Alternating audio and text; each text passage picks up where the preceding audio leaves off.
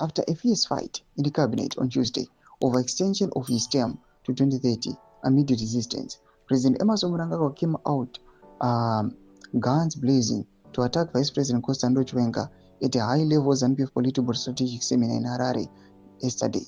Chiwenga, who is opposed to 2030, did not attend yesterday's Politburo meeting, showing a growing rift with Mnangagwa. Sanabina mashuko nyaso kono kunzi aiwa panguva ine matensions panguva ino yaasina kumira zvakanaka, and zvanyatso kubuda pachena kuti zvinhu zvisina kumira zvakanaka mava kupisa mubato umu. Subscribe or like on the bell icon.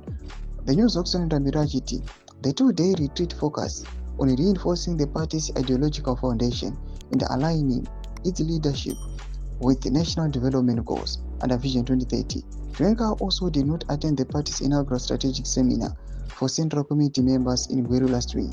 The meeting was focused on internal governance and the party's alignment with the national development goals.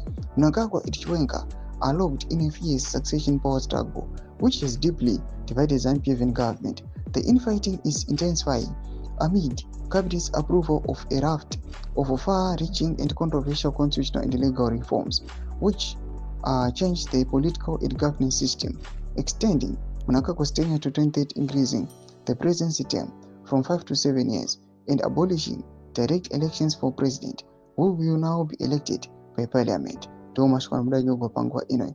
Paneko section medu za fungu enyi matu kudipa mzoro pechitko ichi. So subscribe or like, chito on the bell icon.